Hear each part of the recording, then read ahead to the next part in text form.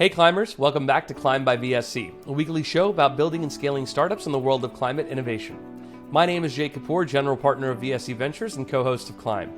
Every week I or a member of our VSC team will speak with a pioneer in the climate tech world about emerging technologies and novel ideas that will turn the tide on climate change.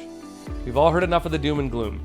It's time for stories of purpose-driven innovation that lead to sustainable, positive change. In today's episode, my partner Vijay speaks with Leo Banchik, a partner at Global Founders Capital, who has spent time as a researcher, product manager, consultant, and venture capitalist all in the world of clean energy and climate tech. This is a great conversation with an operator turned investor, and I know you're going to learn a lot. I'm so happy that you've decided to join us. Now let's climb. Hello, everybody. Welcome to another edition of Climb by VSC Ventures, where we bring on company builders in the space of climate technology. And today we have Leo Banchik, who's joining us from Global Founders Capital, someone I got to meet recently at a salon dinner and got very inspired by after speaking to, and really excited for today. So thanks for coming on the show, Leo. Yeah, my pleasure. Likewise inspired at that dinner. I think that was a fun event. So thanks for having me there as well, Vijay. Yeah, of course. So Leo, let's talk about your journey. Tell us about how you got to this stage of investing, and what was that path like from, sort of your professional career through investing career? Sure. I'll start a little early. I grew up in Las Vegas, which is a kind of a very unsustainable city. Lots of sun, but still lots of natural gas used. Not as much solar as I'd want, even back then while I was growing up. And so caught the climate bug early. Went to my undergrad in Vegas, was doing solar energy research back in 2006. Worked at the DOE for a bit, worked at a couple national labs, but always wanted to either work in commercializing clean tech or working in clean tech. Saw clean tech 1.0 boom and bust. Saw some really interesting companies around that time. Got to work with one of them.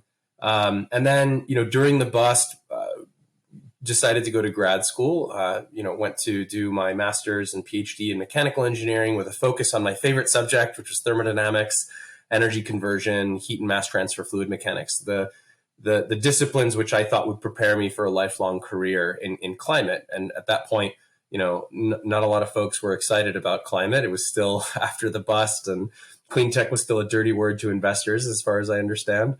I really wanted to do fusion research when I got to school in Boston. I was at MIT, and there just wasn't enough funding for fusion at the time. And so I ended up doing awesome work in water and kind of desalination in particular, looking at new thermodynamic cycles for reducing energy consumption, looking at new methods of renewable energy production as well. So really enjoyed my time there.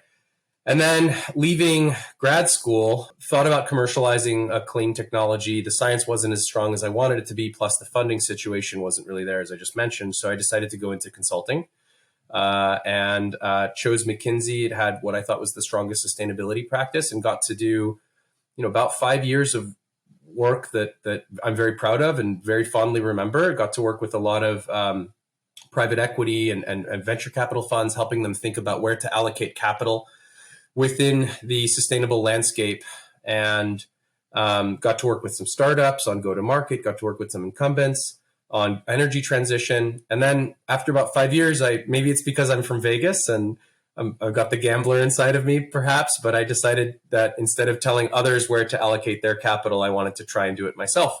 So thought about where I wanted to be an investor, and I'd advised many of them, done diligences, done strategies, done a bunch of SPAC work, and thought about where in the stack I wanted to play. And I realized I liked working with, founders at the earliest stages, pre-seed, seed, opportunistically Series A. Found great alignment with Global Founders Capital, where that's exactly where we invest. I knew I wanted to do just software and hardware, which was one of the reasons I joined GFC. We do hardware as well, moonshots, as well as some software. And so that's kind of the journey all the way from Vegas to now GFC, where I lead our climate tech practice. Excellent. And it sounds like you got a pretty diverse background in different types of climate technology interests. So solar, desalination, also looking at fusion, even though you weren't studying at that point. But as you're now an investor, let's talk about your portfolio. What are the deals that you've done? what was your thesis behind those deals? I heard one thing, which is hardware and software, but like talk us through the your deal flow and your deals. Yeah, totally. Deals. Yeah. So I've been at GFC for over a year and a half. I've done 9 investments since being at GFC. I maybe won't mention any company by name here, but I'll talk about kind of broadly the thesis, unless you want me to. But I'll talk about the kind of broad thesis behind them. I made a plug away, bet. Man, plug away. It's me not wanting to oversell, but and they're all exciting for different reasons. They're all in different verticals. That's the exciting thing about climate tech. It's not one solution that's going to solve this problem. It's everything. We need, every industry needs to go through its own green industrial revolution in order to make a difference. So let me just pull a few out of a hat, right? And I'll explain kind of in tandem where those theses came from, right? So we did one in sustainable aviation fuels, a company called Lydian. And they have a kind of thermochemical process for making syngas, which then is used to make kerosene for airplanes. And coming into GFC, I knew I wanted to make a SAF deal, SAF, sustainable aviation fuel, mainly because when I was at McKinsey, I'd been working closely with a guy named Robin Riedel, who kind of leads sustainable aviation for the firm. And we had done this big strategy piece right before COVID hit on what the future of aviation would look like. And we came up with, this thesis that in the short run, it was going to be SAF and maybe electric and hybrid planes, at least for short routes with lower payloads, sub 500 miles, sub 19 passenger routes, once batteries get light enough and once the tech is proven out, plus hybrids as well. But it was going to be SAF for the rest of it, all the way up until when hydrogen is proven out. There are a couple companies. One of them is in our portfolio at GFC, Universal Hydrogen. The other one's Zero Avia, which just had an announcement. But in the long run, probably hydrogen. In the short run, SAF and electric for really short routes. But it's going to be SAF for a long time. It's going to be $1 trillion market plus. And we saw in Lydian a reactor that could do SAF, but more than that as well, and has its advantages. So knew I wanted to place a bet in SAF coming into venture. I also knew I wanted to place a bet in carbon removal, right? And for those that don't know, if the atmosphere is a big tub, we need to both stop the taps, so stop the pollution from, stop CO2 from going into the atmosphere, GHG emissions from going into the atmosphere. We also need to pull CO2 out of the atmosphere, carbon removal. And I knew I wanted to make a bet in carbon removal. It's going to be a big market in the future because we need it. And I knew DAC was a little bit expensive and it's going to take a while to ride down the cost curves, but carbon is more concentrated in biomass. And so I knew I wanted to make a BECS bet, bioenergy carbon capture sequestration, and found a great team coming out of SpaceX, a company called Arbor. So that's gives a few kind of ideas of what the theses are. There's, we made bets in industrial decarbonization, that's Skyven. We made bets in regenerative agriculture, a company called iGen. We made bets in battery storage optimization. There's going to be a lot of batteries coming online. So we made a bet in a company there, Equilibrium Energy. And there's still tons of verticals we haven't yet made bets in. We made bets in carbon accounting, but it was a regional play, a company in India called Step Change. I haven't made a fusion bet and haven't made a water bet yet. So, got it. That's amazing. Leo, it sounds like you're more of a thesis-driven investor, right? You've got these particular areas that you're passionate about. You look for the companies. Is it sort of 100% thesis-driven? Are you also kind of like, hey, the right founding team, maybe they can educate me, teach me something I haven't thought about yet? How much of a balance is it for you? I think it's a game of being both proactive and reactive. There are some teams that have come up, pitching ideas that I had not yet considered or that I thought were maybe too expensive, and I try to be reactive to those ideas. I try to be open to them, definitely. And so, that's sometimes how I'll dive into a new space if I start to see a crop of companies beginning to pop up in one particular area. So I won't hew directly to thesis. I don't want to be dogmatic about it, but I will be flexible when I see new things pop up on my horizon. Got it. And then talk to me about, just to help the founders, what's a typical check size you're doing. How many deals do you want to do per year? How many deals in climate tech is the fund doing per year? So usually our check sizes can be pretty flexible. What we like to do is come in early, and then we like to be a life cycle investor to the different companies that we work with. For a portion of the portfolio, we'll continue backing them from seed up through different rounds. Usually check sizes between 250K to 5 million. In terms of deal velocity, there's no set amount necessarily. We're looking for, great founders tackling verticals which need disruption with, advantaged unit economics. And I'd say that, there are months where I've done, 3 or 4 deals at a time. And there's some months where I meet a lot of companies, but we can't invest through our investment committee for a variety of reasons. So I wouldn't say there's a set number of deals, but we're a large fund, and we're definitely active in this space. Got it. And let's talk a little bit about the now. Like, what's the climate like right now? What's the climate like from a volume of founders pitching you perspective, sort of the founder psyche perspective? Obviously the market's corrected in the broader sort of public markets, but where do you assess the current vibe right now? Yeah, it's thriving, I think.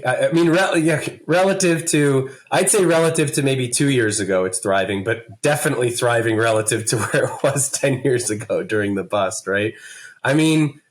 It's thrilling. I think tons of founders are waking up, each day and wanting to get into this, whether it's folks that are leaving their PhD programs or master's programs. Maybe they're leaving, Google, Facebook. Maybe they were, laid off, unfortunately, as the market kind of corrects. But, there's all this talk on LinkedIn. Everybody's talking about, talent flowing into climate.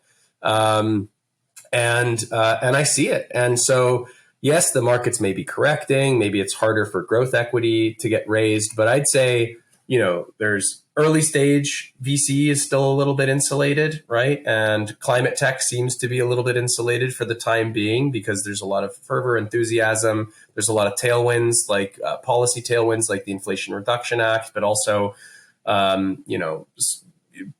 tailwinds in the economics. A lot of these technologies have gotten cheaper over time and have enabled and unlocked new use cases. And so climate tech, a little insulated, early stage, a little insulated. The Venn diagram makes it pretty alluring. And so some generalist funds are beginning to come in and do climate tech deals. And that's great. The more, the merrier. We have a lot more capital that needs to be allocated in this space before we start to move the needle, right?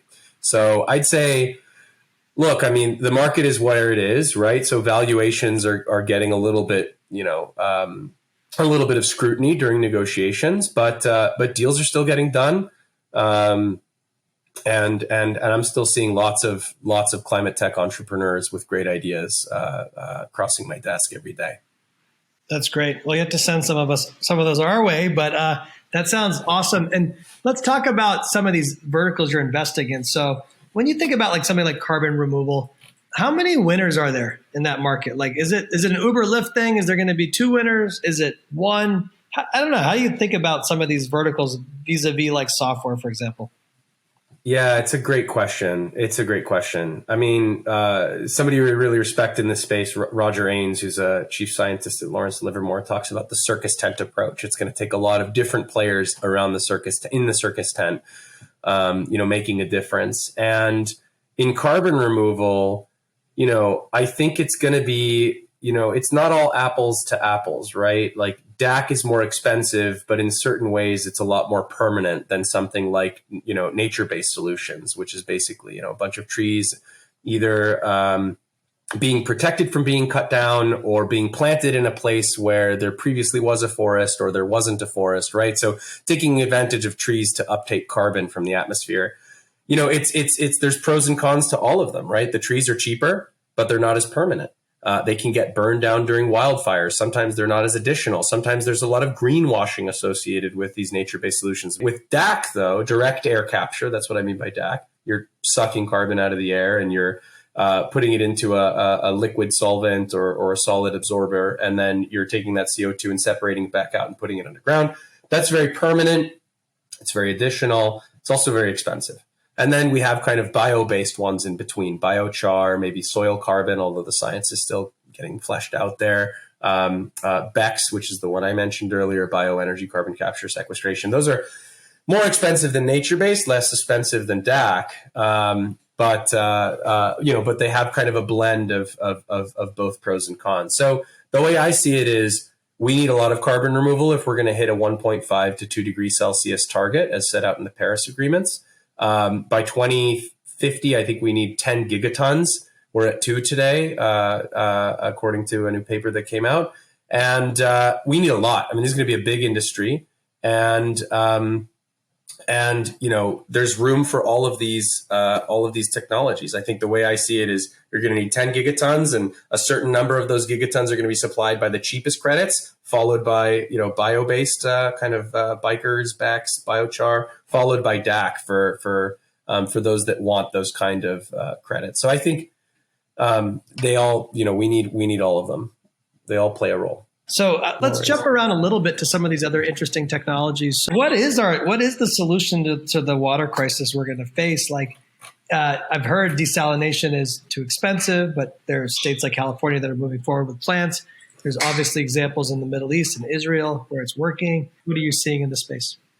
So a bit of a hot take here. I think water treatment and desalination absolutely necessary, for the way that we live our lives, wastewater treatment as well.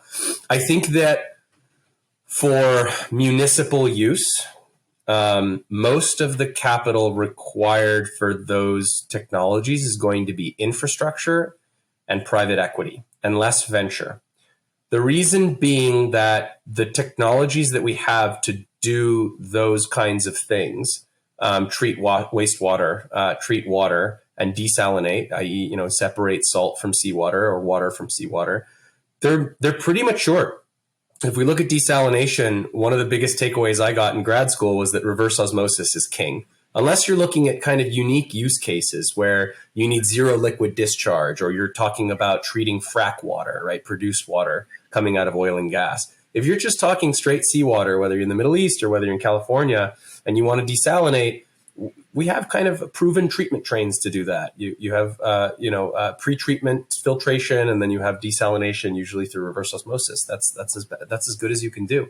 On water treatment and wastewater treatment, we have coagulants, and we know about chlorination, and we these technologies have been around for a long time. Some of them even since the Romans. The Romans were using coagulation. So, the space for technological innovation, I think, is a bit more incremental in municipal. There are some pockets where VC can help, but I do think that for, the California desal plants you're talking about, VJ, and in the Middle East, this municipal water, it's going to be mostly infra and PE. Do you see the cost coming down over time? What would it take for it to come down? I mean, just hearing, oh, that's expensive, that's not really helpful. I mean, price can come down for desalination further. Likely, there are probably learning curves for that technology, although they've been dropping over time. I mean, I would say desal is going to be more expensive than water treatment. If you have, it's very regionally specific, by the way, the problem we're talking about, right? If you're in a place with lots of groundwater and an aquifer, it's going to be cheaper to pull it up and do water treatment than it is going to be to do desal at the coast.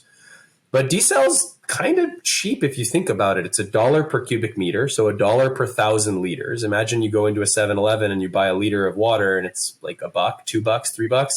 You can get maybe 1,000 of those or 500 of those for $1 through desal. And so the Carlsbad plant in California, I think, is achieving economics near that. And so it's not prohibitively expensive for communities that are absolutely parched, like in Chile, in California, in the Middle East, right? In Australia, there are tons of desal plants as well, right? So again, it's not a place where I think there's going to be a step change breakthrough. Even though, there is even one more innovation that could be done in reverse osmosis, going from continuous, which is what we do today, to batch or semi-batch, and that's kind of coming out of the labs. But even there, the economics is still being proven out. Like you've got lower energy consumption, but maybe you're increasing the capex because you're increasing complexity, or you're putting in more electronics. And so, and I don't want to get too too down the rabbit hole. There are some places where tech might have some hope, but it's not an open field of play like in carbon removal, where there's lots of different technologies and lots of new work to be done. I view water as a little bit more mature. Okay, awesome. And I've heard the term underfunded. I'm making this term up or I haven't Googled it yet, but are there areas of climate tech that are underfounded, right? Where you want more entrepreneurs going after it. And obviously for the right types of deals, you want to go fund those. Yeah, it's a really good question. I'd say, industrial decarbonization still seems to, it's not as sexy, if I can use that term, to a lot of founders. Green chemicals, although I'm starting to see more of these startups coming to light. But, I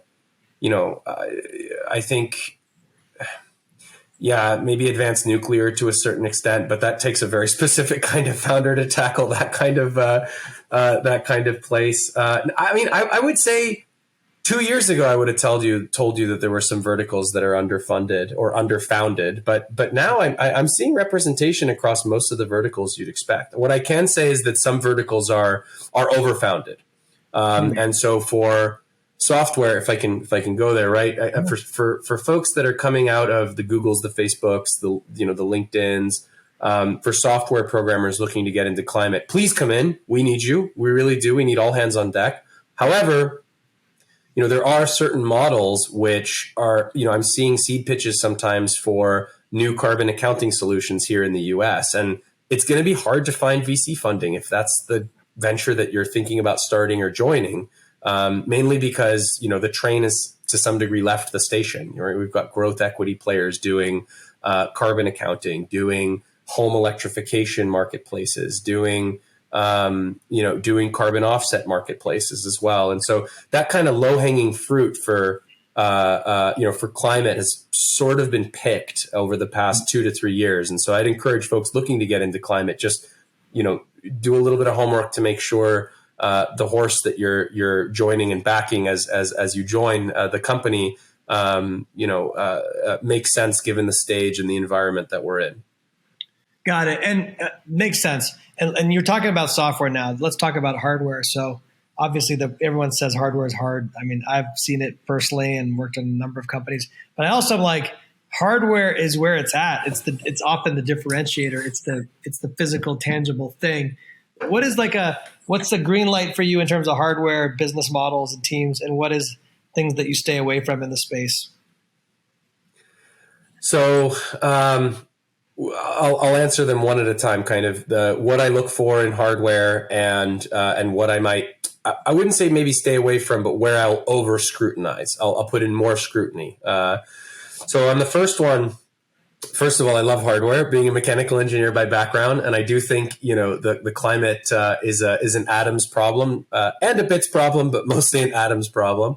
Normally I'm looking at, when I look at a hardware company, I'm looking at the technology readiness level, or what's called TRL. And I'm usually looking to make sure that it's between 3 and 4, which is experimental proof of concept and the tech has been validated in a lab. I need to see that the science works on a lab bench, and that'll give me comfort that it can be scaled. I need to see continuous operations sometimes, especially in some electrochemical processes, right? That your cell can run for 1,000 hours without degradation of some component. That you're still producing what you want to be producing after 1,000 hours or more. I usually want to see a TEA as well, a techno-economic analysis, which is, fancier way to just say the unit economics, right? I don't believe that corporates are going to, be altruistic necessarily in taking up these green technologies. It has to make economic sense, which is what Gates talks about when he talks about the green premium, right? How close are you to the status quo? Or are you, negative green premium, meaning that companies will save money by switching to your green product? And that's all baked into the TEA. And are the assumptions reasonable? Do you have ranges for conservative to optimistic? I think those things are very key when it comes to looking at a hardware and whether you're going to be able to make it into an industry or make it into residential homes. So those are usually what I look at. Any questions there, Vijay, before I move to kind of where I might overly scrutinize in hardware? Well, on the TEA, is there like a hard and fast? It's hard to have a hard and fast because there's just so many different kinds of technologies. It has to be specific. Obviously, it's a home run if it's a negative green premium, meaning, Right. And without subsidy, right? Like this is cheaper for corporates to do now without subsidy or with subsidy, right? But that's been the case for solar. That's why we see solar adoption, which has been consistently underpredicted, since 10, 15 years ago. But that's why solar is now the cheapest form of energy that we've ever created as humans, and why it's being adopted so quickly, because the economics just make sense, right? So, and it's cheaper than a new gas plant build or a new coal build in certain regions, right? And so, obviously, like unit economics being better than the status quo is great. If the IRA, the Inflation Reduction Act, or other policies help you get even further, that's great. If it gets close to the line, maybe there are other benefits that would push the tech into corporate procurement.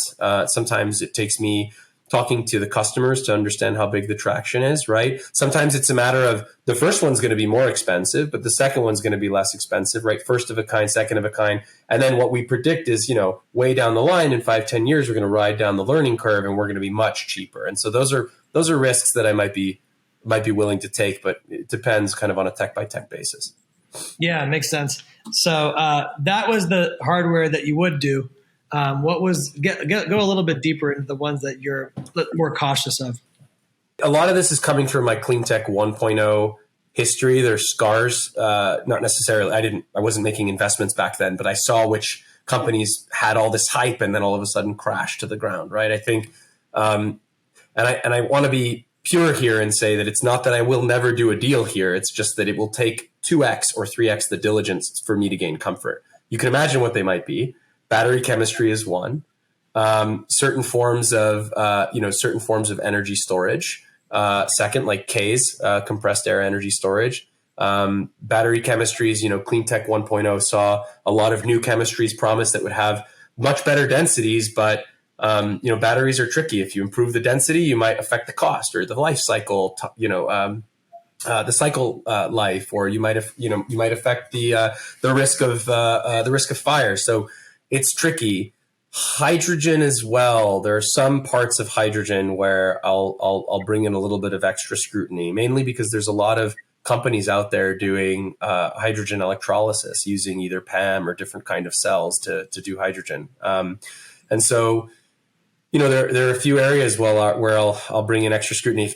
And under the umbrella of hydrogen, if folks are doing hydrogen for passenger vehicles, it requires a little bit extra scrutiny. I've done a lot of reading, and at McKinsey we did a lot of models showing that the total cost of ownership for hydrogen-based ground transportation for vehicles that are lower than Class 8 don't have advantaged total cost of ownership relative to batteries. And so there are areas where I'll say, hold on, like let's dive a little bit deeper here and see if we're going against the grain of thinking. Yeah, makes sense. I want to come back just before I rant about, I'll give you my quick rant. I'm still surprised that there's not a customer-friendly solar brand. But it's just interesting for something that's so mainstream and getting adopted. Why is a consumer brand not taking advantage of this? There still seems like infomercials on TV.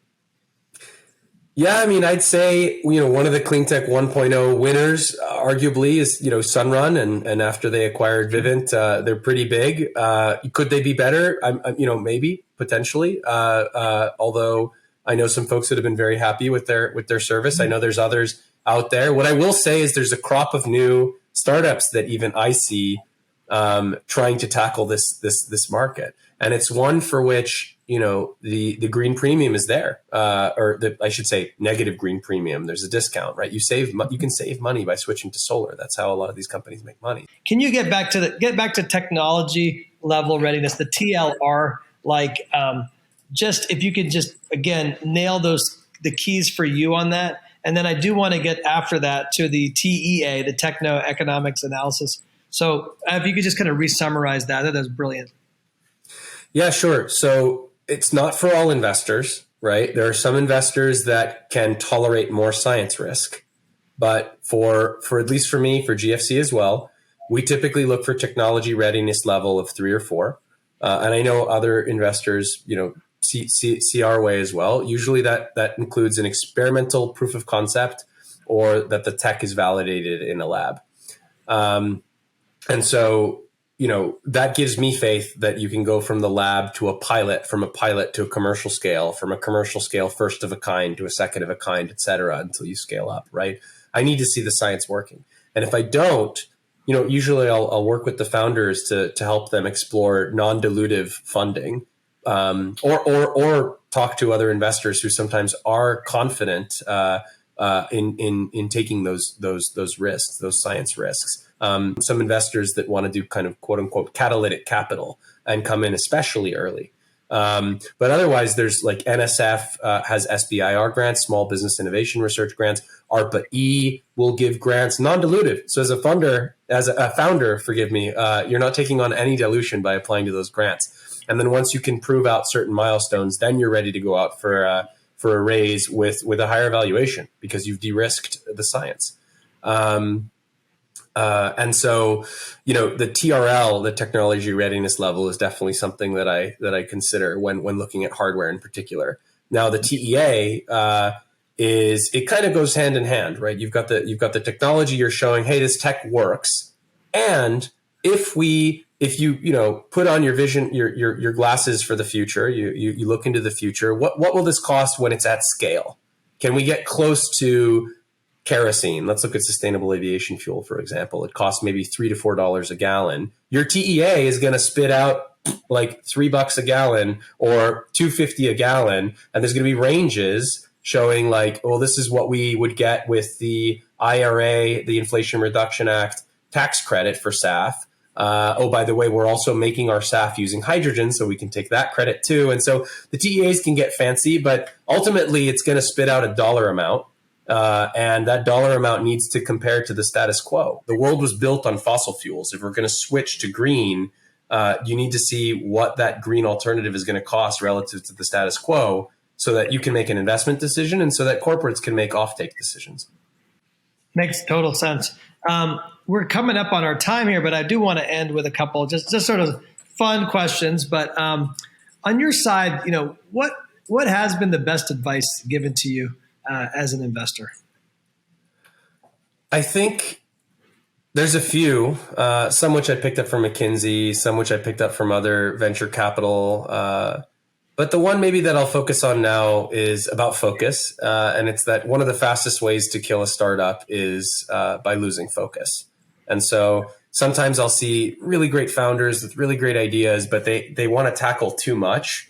And, when you're pitching these, as a founder, I'm talking to all the founders out there, when you're pitching your idea, just try to focus on one and tell the heck out of that story and get the funder excited, get other team members excited. But I think that focus is pretty important. Sometimes folks want to tackle multiple markets at the same time, space it out. We're going to tackle this market first. Here's a deep dive on our beachhead. Horizon 2 and 3 we'll tackle another time. Super helpful. And then how about you as an investor? I guess advice to other investors. What's been the most helpful or something you use in daily practice? Do your homework. Don't just have FOMO. We all sometimes feel it when a deal gets very hot and the founders are very strong and the tech seems very exciting. Just do the work. I think I'd like to think that founders appreciate VCs that go deep on the tech, on the economics, so that if you do end up investing at the end of that journey, you understand the business very well. And so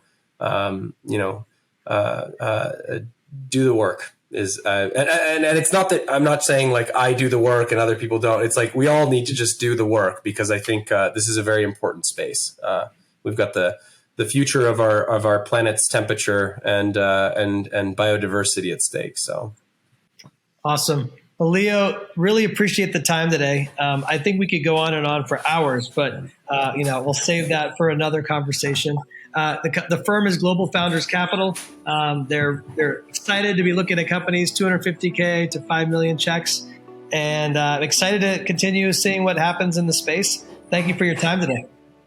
Thank you. Well, that's it for this week's episode of Climb by VSC. Thank you so much for watching and listening. A few quick shout outs before you go. Our thanks to Leo Banchik for sharing his experience with us here on Climb. Special thanks to Credo for their help in producing and promoting this episode. To visit any part of today's conversation again, you can find the full transcript on vscventures.com. Our thanks to Josue Ramiro for posting these every week. Lastly, if you've listened this far, please leave us a rating on Spotify or a review on iTunes. It only takes a few seconds, really helps us out, and as far as I know, it's still carbon neutral. Well, that's it for now. We'll see you all next week on Climb by VSC.